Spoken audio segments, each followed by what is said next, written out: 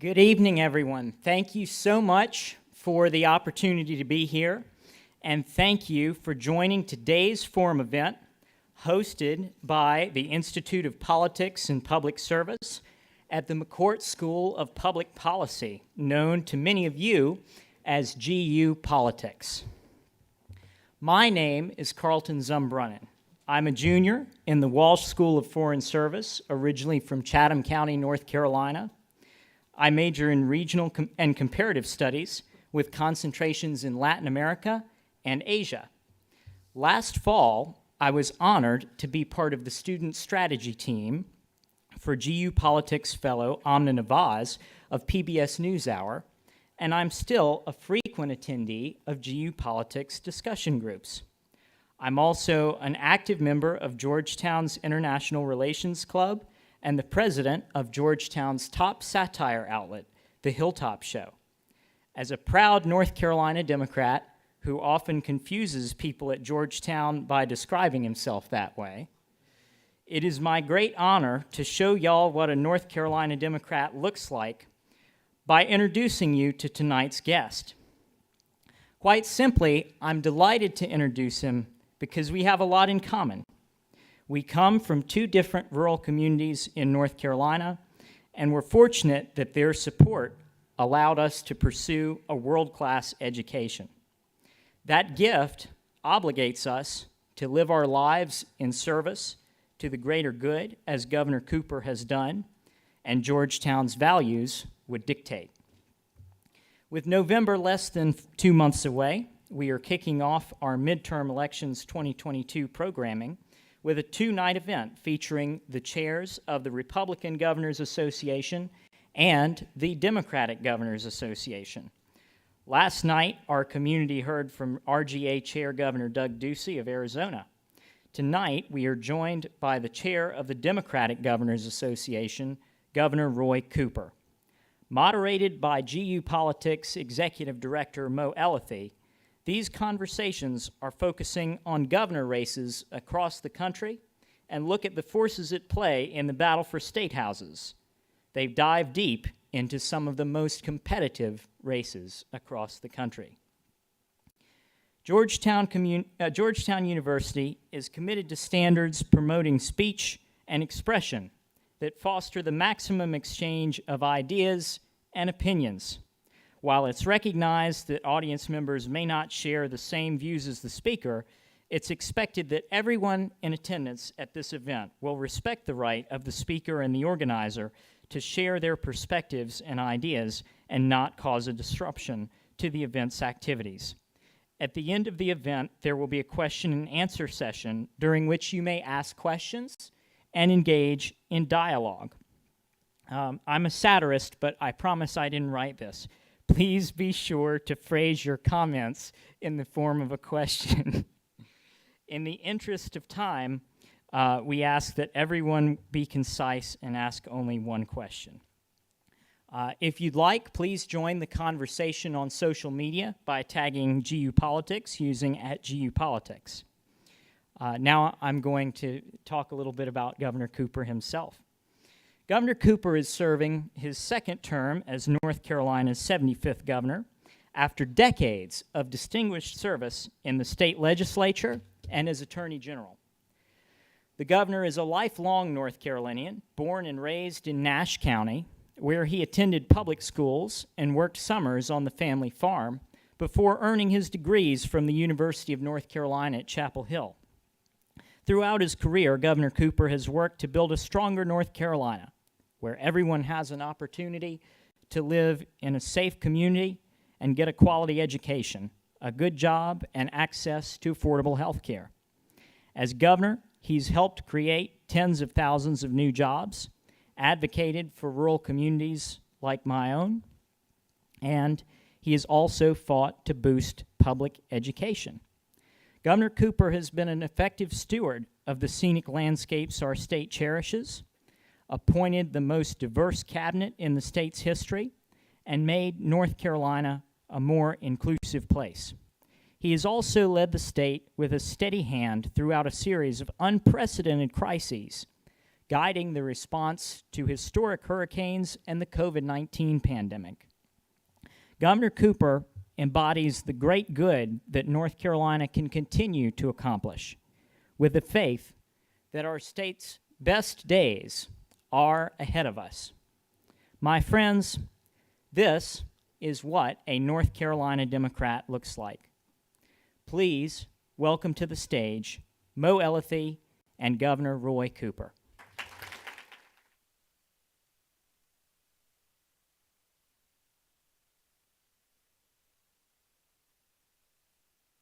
Holy smokes, look at this crowd. Hoya Saxa, everyone.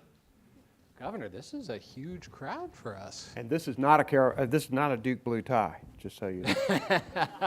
That is much appreciated on this campus, I assure you. Welcome, everybody. Governor, thank you so much for joining us. It's funny, I was thinking earlier, I meant to mention to you backstage, I actually got my start in politics working in your great state.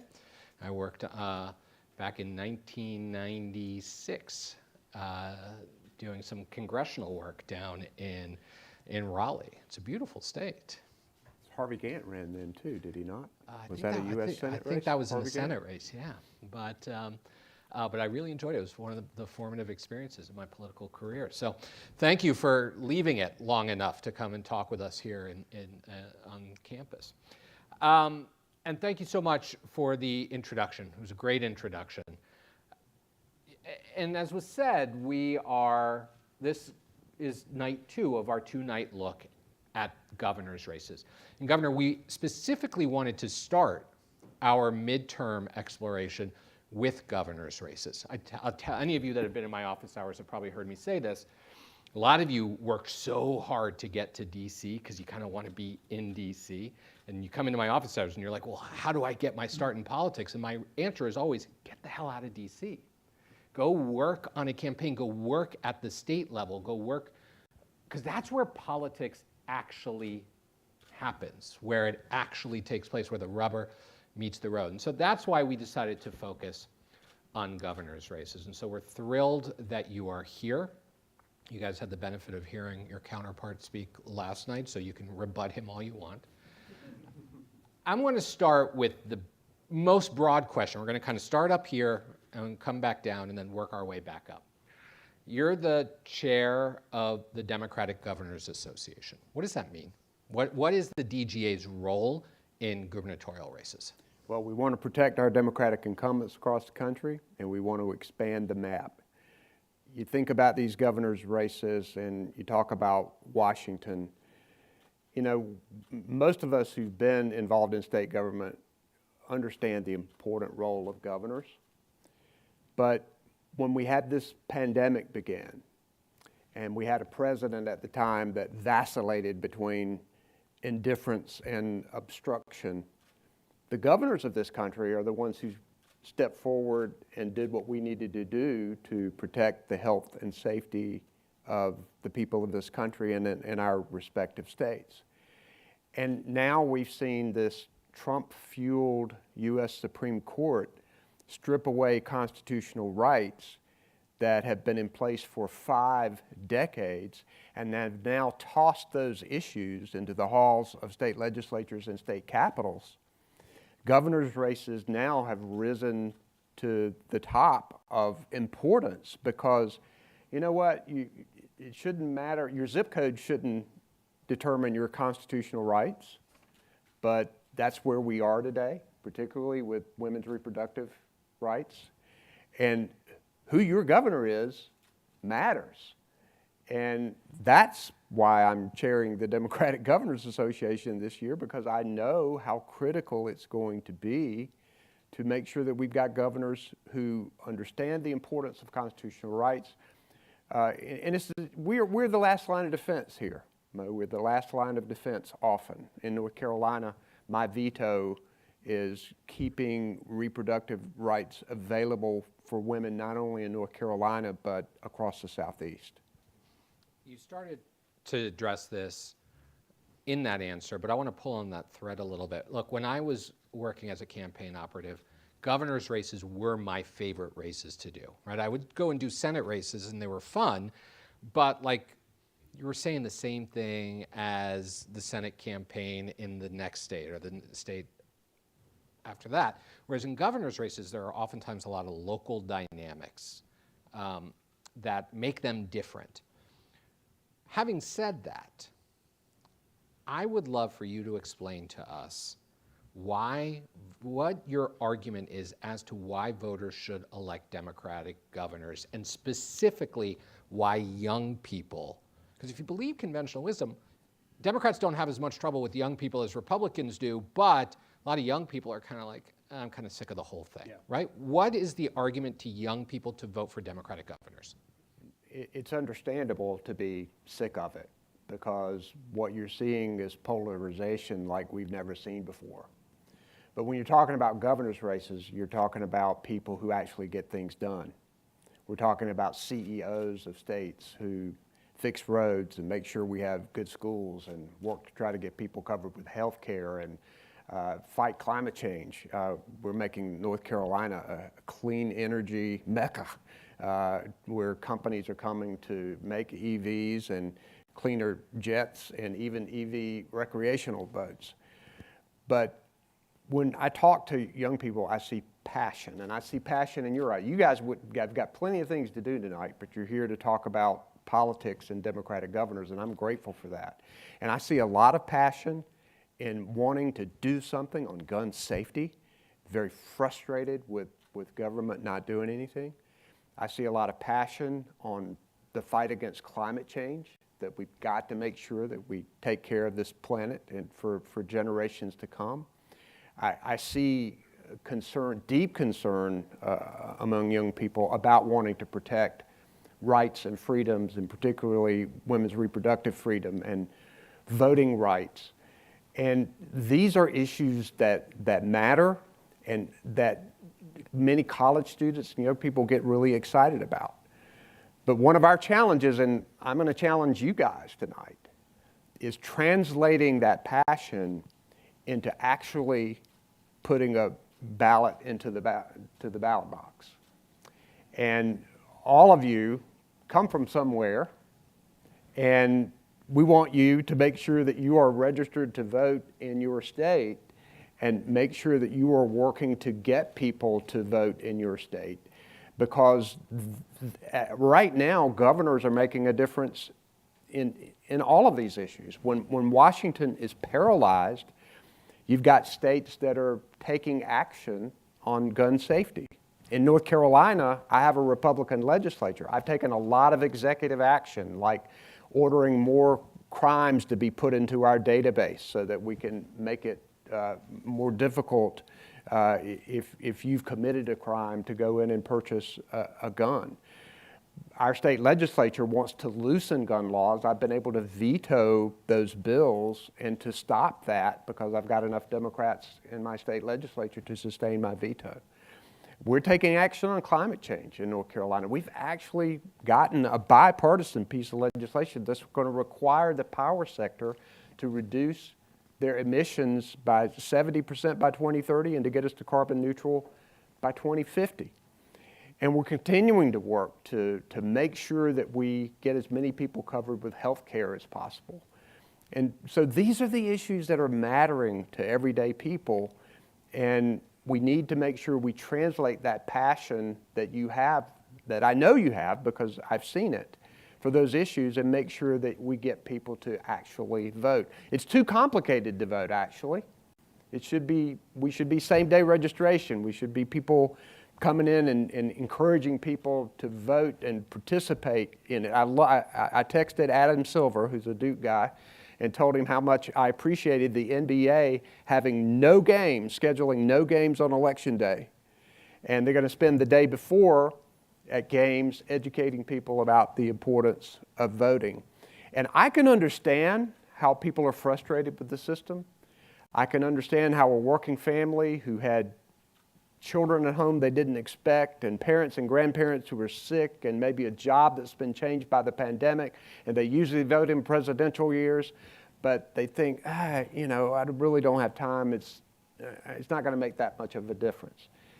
There has never, ever been a bigger difference between Democrats and Republicans than now. You have now a Republican Party, for the most part, that has decided that they're satisfied with an autocracy as long as their guy's in charge. That means democracy is at risk. And that means if we don't vote and make sure that we elect people who respect our very imperfect democratic process, then we have a significant problem. So make sure you vote, guys. Let's start talking about the map itself. Of the 50 states, currently there are, if I'm correct, 27 Republican governors and 23 Democratic governors. There are 36 seats up this year, and the Republicans have a 20-16 edge in the races that are up this year. I want to get into some of the specific races, but before I do, give us a bird's eye view of the map as you see it, as the DGA sees it. 36 races are up. We believe that we can hold all of our incumbent Democrats and hold the 2 states where we don't have incumbents, but a Democrat is leaving office because they're term limited. Commonwealth of Pennsylvania with Josh Shapiro, and Oregon with Tina Kotek. Some of these races will be really close. Michigan, Wisconsin, Arizona. Well, Arizona, I'll talk about that in a minute because that's a flip state. Nevada, New Mexico, Kansas. We have a Democratic governor in Kansas, in a very red state that, by the way, just voted 60% plus in favor of preserving women's reproductive freedom. We want to hold these incumbents and hold the states that we have. Then we see pickup opportunities in Maryland, Massachusetts, are 2. We got a great candidate in Westmore, and in Massachusetts, Maura Healey, who's the current Attorney General. And we want to pick up Arizona. That is an open seat. The current governor, Governor Ducey, was here last night, and we believe we can take that seat. It's going to be a very close race. And we want to push hard and believe that we can win Georgia. I mean, I'm a Southern governor. I believe in Stacey Abrams. She has such a strong message, and I believe that even though one of the hardest things in politics to do is to beat an incumbent governor, I did that in 2016. There was a Republican incumbent in North Carolina, but she can do it. And I believe that if we could pick up 4 additional seats in addition to what we have, that would be a pretty good map for us. And it certainly, there are other states that can surprise you and things that can happen, and I don't want to discount any state, but that's what we're looking at right now. Staying at that 20,000 foot level for a moment and connecting the map to the message. 6 months ago, everyone in this town, right, all of we professional prognosticators, who, by the way, we're never right? But we get paid a lot of money to pretend like we're going to be right. But all the professional prognosticators were saying Democrats are going to have a terrible year. The president's numbers are in the tank. Inflation, crime, immigration are giving Republicans a lot of traction. Look at what happened in Virginia last year with Glenn Youngkin. Look at the fact that Phil Murphy barely was reelected in New Jersey. This is going to be a terrible year. And even I was saying that, and I'm a longtime Democratic operative. But something seems to have shifted. The ground seems to be shifting a bit. I think part of it really started to take place after the Dobbs ruling came down from the Supreme Court. But talk a little bit, do you guys feel that too? Is that what's happening out there, and why? The momentum is shifting, there's no question about it. But I, for one, always believed that we could run good campaigns for governor across this country, even in the midst of the malaise that you just described. Yes, the president's party doesn't do well in the first midterm after that. I mean, that's just a historic fact. People paying more at the gas pump in the grocery store, that's painful. you tend to, regardless of whose fault it is, blame the guy at the top, you blame Biden, you blame his party. So, we had those two issues going against us. However, people tend to look at governors a little differently. And yes, it's a partisan race, and yes, partisanship's a part of it, and the environment, the national environment is part of it. But people tend to look at a governor for competence. And our Democratic governors across this country have been doers. They have, I think, been very progressive in the work that they've done. They've fixed the damn roads, like in Michigan. They stepped forward during the pandemic. They are being CEOs of their state. We Democratic governors have won in elections in 10 states that Trump won in 2016, including mine in North Carolina.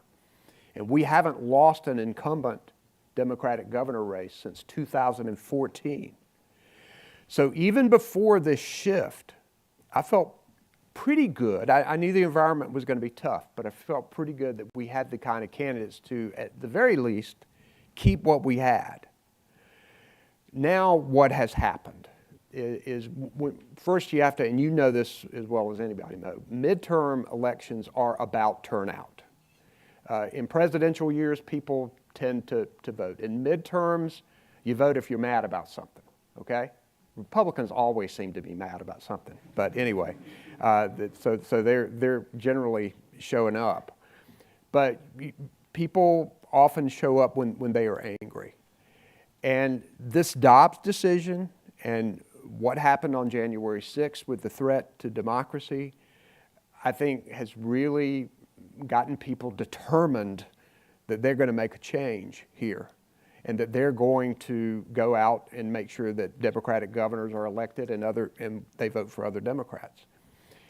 Oftentimes the political professionals separate issues as here's an issue that's going to turn out your base, and here's an issue who's going to persuade moderate voters. Well, abortion rights covers both. It is going to get the base fired up because what has happened is tragic. I think even a lot of these Republicans who voted for this, they look at a family who's had a devastating diagnosis after whatever artificial weak band that they have set up, and it's a tragedy for the family, and they're trying to find a way that they can get reproductive health care. And this is making people mad. But it's also persuading moderate Republicans who don't like this at all. And I think although this issue has been important in the past, I think a lot of people who support reproductive freedom have always said, well, the Supreme Court and Roe v. Wade is there, so even if you do elect a crazy Republican who wants to do something extreme on abortion, at least the courts will be there as a backstop. That's gone. That constitutional right that you've had for 5 decades has just been tossed out the door. And people are mad about that, and it should be. And I think you'll see people showing up, and I think you'll see people see this issue as one that could be a decider for them when they could maybe at another time be in the Republican category. So I think there's a lot shifting here that makes me more bullish on more Democratic governors being elected than we thought, and certainly we're not talking about federal issues tonight, but certainly trying to preserve the United States Senate and maybe fighting off the takeover of the House. So a lot of these, let's start talking about a couple of states. A lot of these, again, the handicappers, the professional handicappers, would say that there are a couple of currently Republican-held states that are toss-ups or are likely to flip. But a lot of them actually don't see any Democratic states that are likely to flip.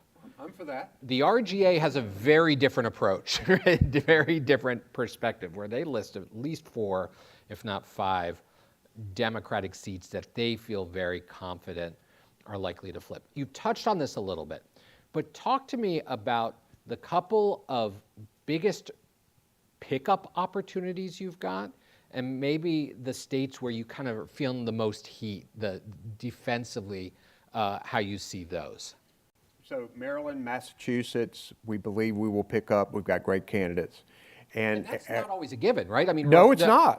But Ducey last night said that they are blue states, but they actually tend to elect more Republican governors than anything. This was back before the Republican Party became the MAGA Party. What they have done is they have nominated the most extreme candidates in their party. And Governor Charlie Baker, Republican governor who's been there 3 terms, I've worked pretty well with him. He has his own reasons for not running. I suspect that one of the strong reasons is that he didn't believe that he could get the Republican nomination for governor. And you look at who won that race in Massachusetts, and you look at who won in Maryland, they won by large margins. There's just really no room in the Republican Party for moderate Republicans anymore. And I think that is going to thwart a takeover of a currently blue state. I do think there are going to be some close races, but with Maryland, Massachusetts, Arizona, and Georgia are 4, I think, strong potential flip opportunities for Democrats, and we will work very hard to do that. You talked about Georgia a couple of minutes ago. Talk about Arizona. I'm an Arizonan. I grew up in Arizona, and the notion that Arizona is starting to become a purple state is kind of blows my mind as someone who grew up when it was ruby red. But what's happening in Arizona right now? Well, you got to find U.S. Senator Mark Kelly, number 1. Number 2, the Republicans have nominated Kari Lake, who is one of the most extreme Republicans in the country, who actually, at a Republican primary debate, said that anybody who was not an election denier shouldn't be qualified to be governor. And when you think about 2024 and the fact that state governments monitor election counting of the votes and sending the presidential electors to Washington, do you want her making that decision that she obviously wanted to ignore the will of Arizona voters and do something different to vote for President Trump? I think that's causing significant problems for people in Arizona who are logical, common sense thinkers, that you don't want that type of extreme candidate to become governor of your state. And here you have Katie Hobbs, who's Secretary of State, steady, rock solid, stood up in the face of election deniers and cyber ninjas and all of the shenanigans that went on post-election in Arizona. I think we got a really good shot. I hope we do, because it's going to be tough if she's governor of Arizona. I just as a student of politics, I find Georgia to be such a fascinating state, and the way that state has transformed, again, to become sort of a purplish state in recent years. It's almost as fascinating as North Carolina, but not almost. But not quite. Almost. And I asked Governor Ducey a very similar question last night. What I find fascinating is you've got a top targeted governor's race and a top targeted Senate race running simultaneously that seem to be, at least according to the polls now, and with all the caveats about polling, but according to the polling right now, seem to be diverging, that voters in Georgia, at least as of today, seem at least open to the idea of splitting their tickets, with Senator Warnock leading in his race by a hair, and Governor Kemp leading in the governor's race by a hair, maybe 2 hairs.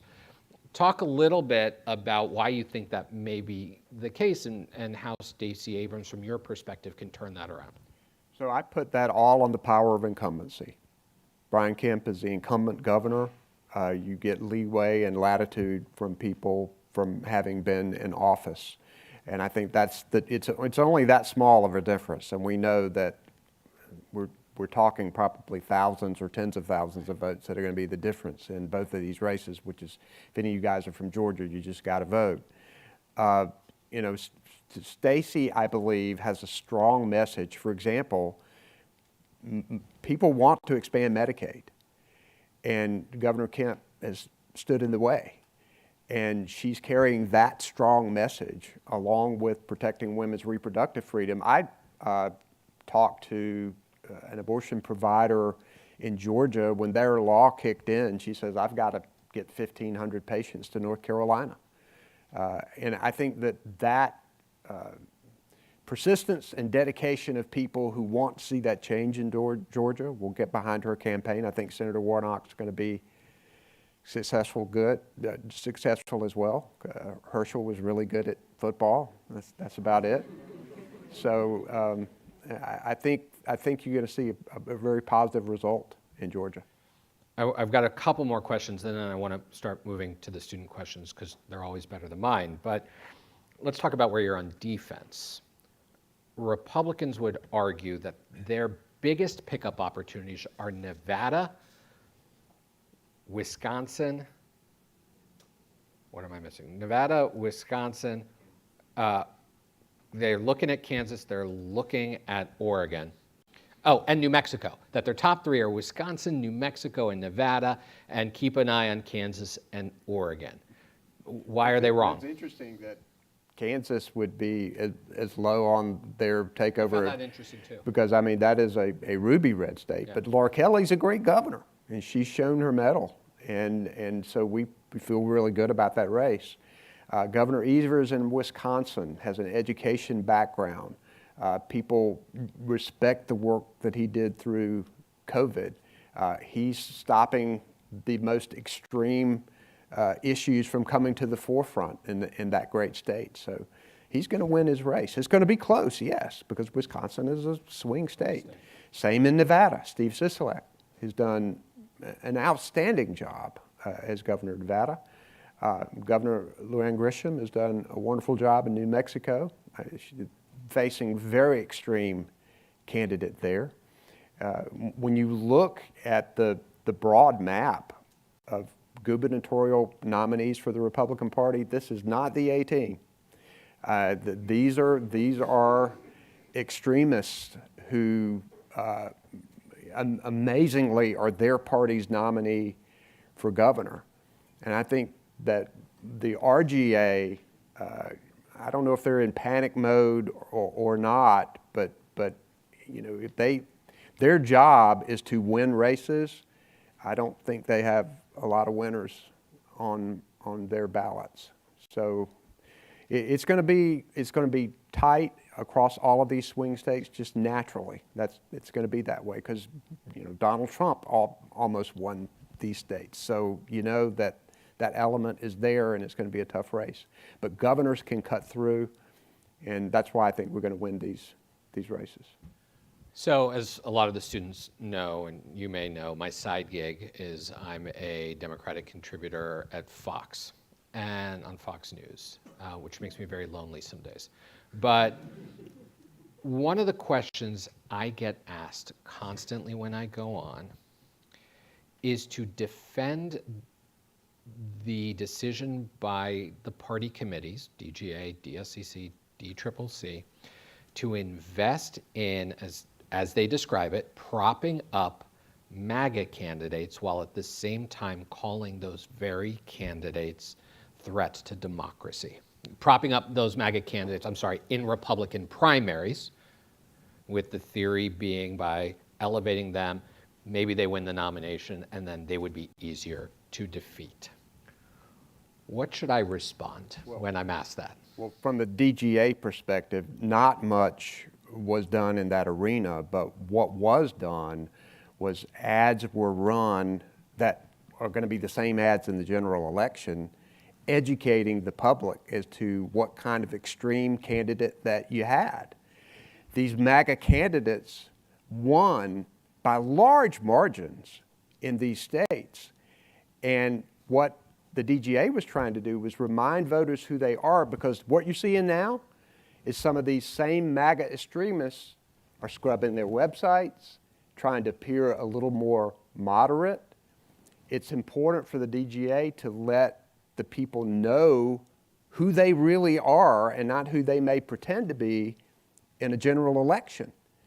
and to make sure that voters know what they're doing. There's nothing different. You know, they talk about the election, these ads in the primary talked about they denied the election and Trump endorsed them, and they want a gun in everybody's hands or whatever it is that these guys want.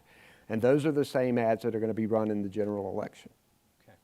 We're going to move to student questions in a moment. Where are the microphones?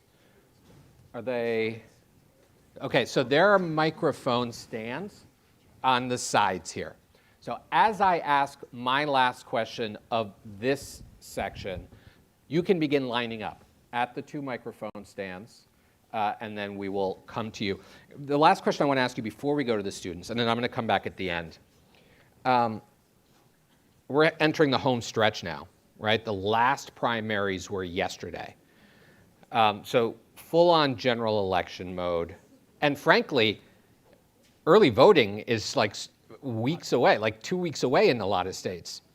So I guess my question is, looking at the map, thinking of, as the chief strategist for the Democratic Party in winning governor's races, and you're up against, we had Governor Ducey last night. What should be keeping Governor Ducey up late at night? And what keeps you up late at night? You know, what keeps me up late at night is a huge infusion of money in these Republican races. A lot of these candidates did spend all their money fighting each other in the Republican primary, and I worry about just a deluge of ads coming in at the very end. And I think that the RGA needs to be worried about a losing year for them, because the quality of the candidates that they've nominated are not good. And I think you're going to see Democratic victories even in places that you didn't expect, in a year that traditionally, historically, has been hard. Okay. All right, we're going to alternate sides. When I come to you, tell us who you are, where you're from, your school and your year, and your question as succinctly as possible. Let's start over here. Hi, Governor Cooper. My name is Rochelle. I'm from Charlotte, North Carolina, and I'm a sophomore in the SFS studying international political economy. And you touched a little bit on polarization and like how the left scan lefter, right scan righter. North Carolina seems to have been an exception to that with like 2004, 2016, 2020, Democratic governors, Republican presidential nominees. Can you just talk a little about why that's happening and if North Carolina is just an exception to polarization or what the reason is for that? Well, as governor, I understand that we have a Republican legislature. And I think people expect us to try to work together to solve the challenges that we have. And even though I've been a block against the worst impulses of this Republican legislature and have stopped bills that infringe on women's reproductive freedom and voting rights and bills that are discriminatory, I've reached out to them and have worked with them on issues like economic development, issues like getting children back physically in the classroom during the pandemic. We passed, and I use my veto as leverage, but we passed historic bipartisan legislation on clean energy. MSNBC ranked North Carolina the #1 state in the country for business, and part of the reason for that was the bipartisan cooperation on economic development that we've had. So I think it's important to try to set aside partisanship when you're actually governing. And governors have to govern. I mean, we are CEOs. We have to get things done, and people expect us to do that. And I also think it's important, and this is a long answer, Austin, because I could talk a long time about this. But my dad always told me that to try and get along with somebody, try to imagine yourself in their shoes and really try to immerse yourself into how they are thinking, what affects their thought, even though you don't agree with it. And I think that has helped me. I've been bewildered at times trying to stand in those shoes, but I think we all need to try and do that. I think the gerrymandering is pushing us further apart because the districts are so blue and so red, and these legislators and members of Congress and U.S. Senate are looking over their left shoulder or right shoulder for a primary challenge, and that discourages compromise and negotiation, which is not a dirty word, which is something that most everyday people expect us to do. Thanks for the question. Yeah. Dear Governor Cooper, it's an honor to be with you today. And I'm Alan Jung. I'm a sophomore in Georgetown College of Arts and Sciences. And a few hours ago, you tweeted about the CHIPS Act and how it brings jobs to North Carolina. It's like, okay, it's very touching that you're serving the people of North Carolina. I appreciate that, but here's the thing. But the CHIPS Act is like oftentimes attacked by like the opponents about like how it negatively affects U.S.'s old allies, like especially South Korea, about like semiconductors and stuff. So I was thinking, how could this notion that when President Joe Biden was inaugurated, there's a notion that America's back to its old allies, but old allies don't really think so. Like, there's the notion about going together, like, with the old allies hasn't really, like, the world doesn't feel that way. So we can have a long discussion about foreign policy, and I would say that with what the president has done with NATO and the war in Ukraine and pulling together allies that had been alienated by President Trump, I think that's a positive thing. I think from the CHIPS Act perspective, I understand where you're going with your question, but I really think it's important for us to cultivate American jobs in this arena and to make sure that the United States has our portion of this. The semiconductor industry and the clean energy industry are linked just like that. And having those manufacturing jobs here and having these companies do that manufacturing here, I think is going to be important. And I think you can still work to establish relationships around the world even when you're trying to create domestic jobs. Yeah. Yep. Thank you so much. Yep. All right, Got let's it. go over here. Yep. Hi, Governor Cooper. I'm Benny. I'm a freshman in the School of Foreign Service, and I'm from San Jose, California. And my question is, I wanted to take a longer view to the 2024 presidential election. I wanted to get your take to see if you think President Joe Biden should run for president again, and if he chooses not to run, would you support Vice President Kamala Harris for president? Well, first, I'll tell you my relationship with Kamala Harris is a strong one. She and I both served as attorneys general of our respective states, and we worked together on consumer protection issues, trying to recover for people who had unfair foreclosures on their homes and other issues. So she's doing a good job in her as vice president now. I believe that President Biden will run again. I've told him that I will support him, and I've told him that we're even going to work hard to win North Carolina for him.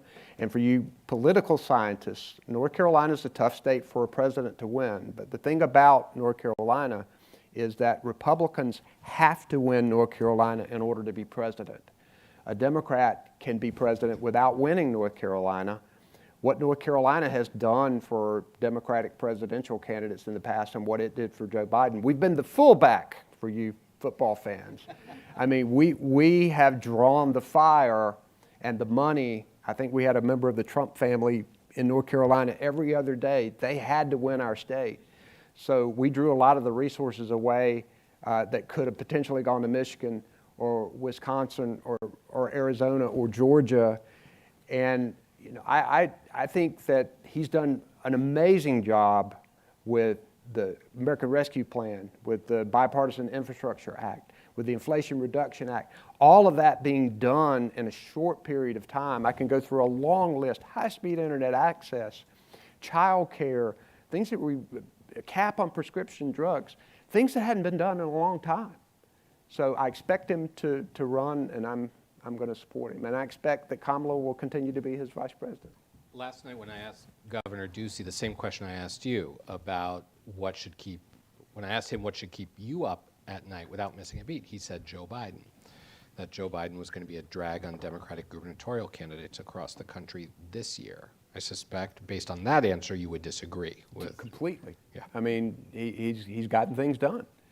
And so much media attention has been put upon intra-party squabbles that Democrats. In fact, this is who we are. We fight with each other. We're Democrats. Amen to that. We've got a big tent. We disagree on issues, and a lot of that drama really blotted out a lot of the achievements that, when President Trump was there, we heard about infrastructure. Every week was going to be infrastructure week. Never came. And now we've got the bipartisan infrastructure plan where we're going to be able to connect every single household in North Carolina to high-speed internet access. We actually have the resources to do that, where people can do remote education and telemedicine and connect small businesses to global markets. Those kinds of things are phenomenal. So we need to be talking about those things as we go into the election. They are things that are going to be really coming into play in people's lives after he leaves, because these are long-term issues, but were important. All right, let's go over here. Hi, Governor Cooper. My name is Pratik. I'm a sophomore in the college studying government and computer science. I'm from South Jersey, right outside Philly. My question is about sort of the nature, the experience of being a governor versus being in Congress per se, and just not necessarily at 2024 or even, but just generally, do you think that the experience of being a governor would make someone a better president than being in Congress? I think anytime you're in an executive role and you're responsible for getting things done, it can help you. And this has been the greatest honor and privilege of my life growing up in North Carolina to actually serve as the governor. And I wake up every single day, what can I actually do today? And if I'm in the United States Senate or a member of Congress, you're going to be arguing with somebody. That's what you're going to be doing. And you've finally gotten a committee hearing for your bill. We're implementing plans. I mean, we're making things happen on the ground, affecting the lives of everyday people. So it is a great position to have, and you got to value every minute of it. I've loved my 5 years and 8 months. I've got two and a quarter years to go, and I'm excited about those right now too. Great. Thanks for the question. Hi, Governor Cooper. Ooh, is that working? There we go. It is. Yep. Oh, nice. My name's Zane Nagel. I'm a first year in the School of Foreign Service, and I'm from Seattle, Washington. And my question was kind of about a state that hasn't come up a ton in tonight's discussion or last night's discussion, even though it's very, very prominent in politics, and that's Florida. Kind of coming from a purplish state as a Democratic governor, it feels like Florida maybe is slipping away a little from Democrats right now, particularly as Ron DeSantis and his very extremist rhetoric hit main stage. From your perspective, how can Democrats maybe regain a little bit of control in Florida? And also, why has that control kind of slipped away? So Florida is a state that Democrats can win. Charlie Crist will be an excellent candidate. He's well known to Floridians, and the polling is really close right now. I think it's important for us as Democrats to continually reach out to the Latino community. I think it's going to be very important, not only in Florida, but across the country, and to talk about how much we value our diversity. I think this effort that's going on to cap prescription drug costs, you got people down in Florida who are very interested in that issue, a lot of seniors there. I think there are moves that we can make. I think this state's in play this time. It's going to be close. And Governor DeSantis has been an extremist. He's been a polarizing governor. He's caused a lot of pain in families when you're attacking the LGBTQ plus community like he has. So we're hopeful about Florida this time. Thanks. My name is Dylan Shapiro. I'm a freshman in the college from Pittsburgh, Pennsylvania. First off, I just wanted to thank you for being with us here tonight, Governor Cooper. So I'm not related to Attorney General Shapiro, but I am going to ask about his race. So Doug Mastriano is arguably the most extreme candidate for governor in the history of the state of Pennsylvania.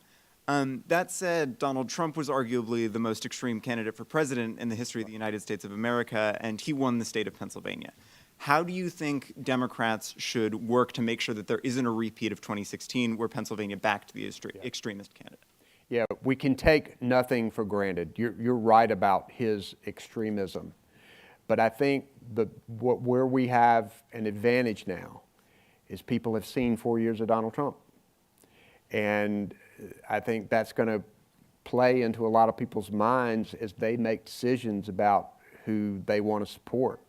And I think these MAGA candidates who are so devoted to Donald Trump and will continue to do anything he says, it's going to end up hurting them in the end, because I do not believe that a majority of Americans are going to support him again, nor will they support people who are so devoted to him. And that needs to happen in the Commonwealth of Pennsylvania, and Josh Shapiro is going to do it. He's going to be a great governor there, no question.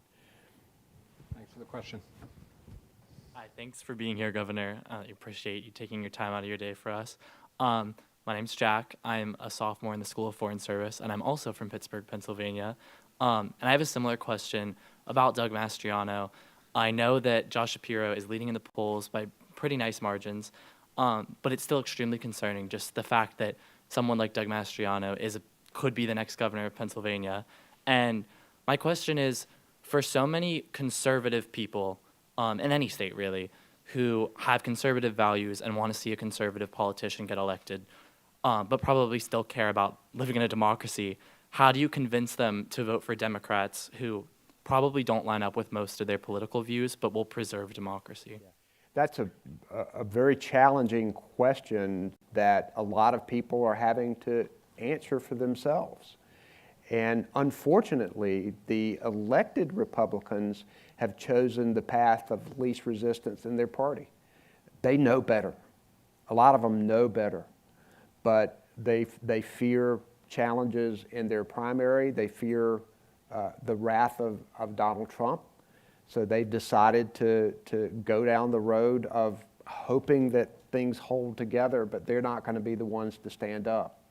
You've seen the few Liz Cheney Republicans that there are who are doing that. I think that we have to go back. Most conservatives care deeply about this great experiment of democracy and care deeply about our Constitution. And every day it becomes more clear how Trump and his followers perverted that Constitution and how they took steps literally to take this decision away from the people and put themselves and entrench themselves in power. And I hope enough of them will say preserving our system of democracy is more important than issues on a temporary basis for a certain candidate. And, I think somebody like Josh Shapiro is going to listen to conservative people. I do. I listen to them. Issues on the economy, I think it's important to govern and make sure that people understand that you're a governor for everybody. I would expect that he's going to be a progressive governor like I am, but I think that's something that we need to continue to push and hope that people will choose our country and patriotism and our Constitution instead of following a cult-like leader. Thank you. All right, we're going to try to squeeze a couple more in, Governor, if that's okay with you. Hey, my name is Max Zeidman. I'm from Portland, Oregon, and I'm a freshman in the college. My question is, what are your thoughts on the possibility that governors and state governments will contest or reject election results, and based on the precedent of the 2020 election? Yeah. And what would the Democratic response be? Well, I think that is a major issue going into all of these races. We have seen the plan to have state governments decide about electors instead of reflecting the actual votes of the state. And you've got governors who are, people who are running for governor who support that position. I don't want to get into this because it's very complicated, but North Carolina is ground zero for redistricting. I hadn't gotten a chance to talk to you about my state tonight because, you know, one of the things that's happening this November for me, I'm not actually on the ballot, but I am on the ballot because I'm fighting to make sure I keep enough Democrats in my state legislature to be able to sustain my veto. And after redistricting, it's made it tougher. And so I spend a lot of time recruiting great Democratic candidates to run, but it's going to be nip and tuck for us to be able to hold that number. But this legislature has filed a lawsuit because our state Supreme Court threw out their maps. They've appealed to the U.S. Supreme Court, and the U.S. Supreme Court has taken the case under this independent legislature theory that a state legislature has the right to determine federal elections and everything about them. And the fear is that they could use this to do what some people were advocating and change up electors, even though the people had voted for something different. So I think this is going to be an issue that's going to play into this election. These extreme MAGA candidates, they're going to make sure they're in power, and they don't care what it takes to do that. So you're going to see that issue continuing to pop up. Thanks for the question. And it's a pleasure to meet you, Governor Cooper. My name is Kenneth Jackson. I'm from Charlotte, North Carolina. And with my question, I want to pull us back to North Carolina a little bit. In these midterm years, we talk a lot about gubernatorial races and state legislature races. But in North Carolina, we have partisan judicial races. Most notably, we got Justice Ervin and Lucy Inman's races for the state Supreme Court. How important do you think those races are, relatively speaking? And more broadly, how do you feel about partisan judicial races? I hate partisan judicial races. We should not have partisan judicial races. That's wrong at the core. But this is what our Republican legislature did before I became governor. They made our judicial races partisan again because they believed that this would be to their advantage. I appointed Sherry Beasley, who's now our U.S. Senate candidate, as Chief Justice of the state Supreme Court. An amazing judge, first black woman ever to hold that position. And she did an incredible job. But she had to run a couple of years after I appointed her in a partisan election for Chief Justice. And out of the 5.5 million votes in 2020, in a year Donald Trump won North Carolina, out of 5.5 million votes, she lost by 406 votes. I think it's one of the toughest losses that I've ever experienced. And she was able to break through that partisanship. I'm so glad that she's decided to take off the black robe and roll up her sleeves and get in this U.S. Senate race. But she shouldn't have been in that position of being a fair, impartial judge, having to say that I am a Democrat or a Republican and run. These races, though, but that's where we are. So we do have two Democratic seats that are up, one incumbent, Sam Ervin IV, and then Lucy Inman, who's on the Court of Appeals, running for an open seat that's now held by a Democrat. That would flip our Supreme Court if the Republicans won both of those seats. So I'm deeply concerned about it. I'm hoping that the turnout for Sherry Beasley for U.S. Senate, this turnout that we are generating for our Democratic state legislative candidates and congressional candidates, can help pull these judicial races through, because running statewide, I mean, in my race, we invested $40 million in my race when I ran for governor. It's insane. But and judges just don't have that kind of money, and that's not possible. But we're going to try to win those races for sure. We're coming up close to the end of our time, so we're going to take one more student question, and then I want to close out with a question. So for those of you beyond, I'm sorry we didn't get to you. The governor's staff is sitting in the front row. Go give them every single one of your questions, and they will stay as late as you need. Right, guys? Yeah. Okay. Hi. My name is Daniel. I'm in the college. I'm from Anchorage, Alaska. We implemented ranked choice voting in our state just like not even a year ago, and it seems to me that that was kind of pushed by moderate Republicans in order to get around the primary problem that you talked about. But we've only had one election with it so far, and we elected a Democrat for the first time in like 50 years. We also have a gubernatorial race coming up. I gotta say, I'm not super hopeful. I did campaign for our Democratic candidate for a while, but I don't have a lot of hope. But I didn't have a lot of hope for the House either. What are your thoughts on the way that ranked choice voting will affect intrastate politics as that policy comes more into the mainstream? Yeah, I mean, obviously it helps to avoid runoffs and concentrates having as many people participate at once as you can. So there are things about it that are positive, but it's also complicated and people have to really be thoughtful about it. So there aren't many states where this is happening right now. It's happening in some states and some cities. I think you may know more than I.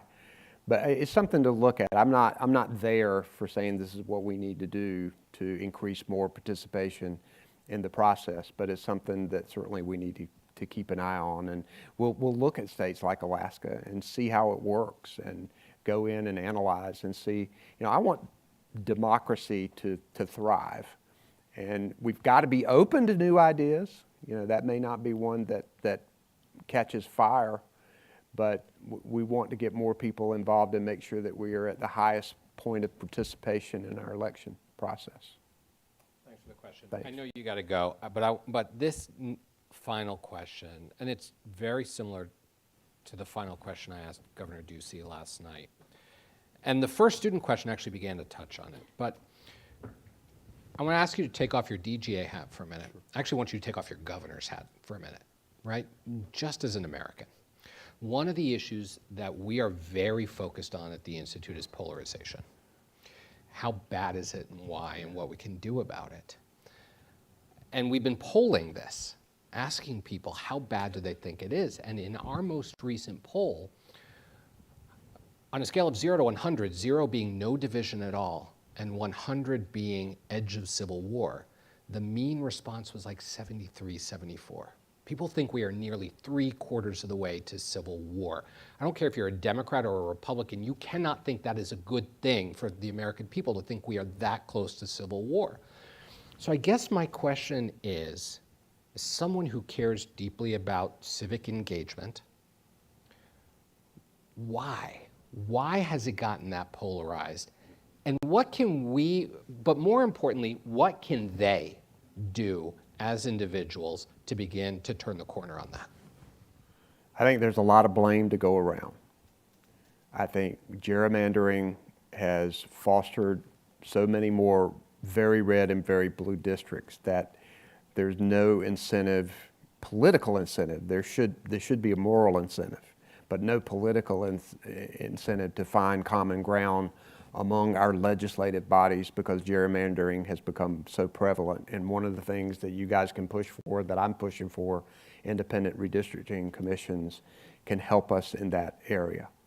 I also think that there is a reflection of division that is stimulated by media. Media gets more clicks when we're talking about divisive issues. I think our politicians get in their lanes and continue to talk about things that are divisive. My hope is that everyday Americans are really not that as polarized.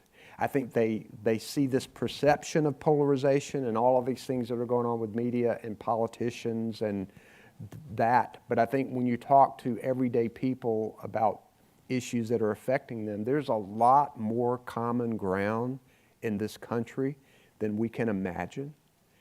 And I think our challenge is to try to find ways we can communicate with each other to find ways forward, to agree to disagree on some issues, and to be able to fight like hell on some issues, but to be able to find agreement in areas, you know, we have fought so much over public education. I was with a group of Republicans and we were talking about various techniques, and my mom was a public school teacher. I still, to this day, people will come up with me and say, Governor, I want to pay you a compliment. And I'll think it's about me. They'll say, your mom was the best teacher I ever had. And we fought about education and how to do it, but two things we agreed on. That public education is great when you have a good principal in every school and a good teacher in every classroom. That was just a basic agreement that we all came to. And there are issues on health care. Everybody, I think people want people to have health care and have access to it. A good paying job and an opportunity for everybody. There are lots of things where we could come to an agreement if we can find ways to communicate it, and if we elect leaders who have a genuine desire to get things done. I always thought that you have two kinds of people who run for office. People who want to be something and people who want to do something. And we need to elect more doers. And I can talk to somebody for a little while and watch them and decide whether they are a beer or a doer. And we need to elect more doers. That's a complicated question that I'd love to talk to you about all night. We'll bring you back to have a deeper conversation on that. You know, as I told Governor Ducey last night, our motto, our slogan at the Institute is public service is a good thing, politics can be too. And while that gets tested very often these days, I'm a firm believer that for us to prove that, it's all going to begin with dialogue. And I want to thank you for coming here tonight and having this dialogue with us. I want to thank all of you for engaging. You've now had a chance to hear how the Republicans are taking a look at this map, how the Democrats are taking a look at this map. I hope you were able to go sort of beyond the headlines and actually start to wrap your heads around how each side actually views this as you begin to make your decisions about how you're going to vote in this midterm election. So, Governor, thank you for coming to Georgetown, and we'll see you again soon.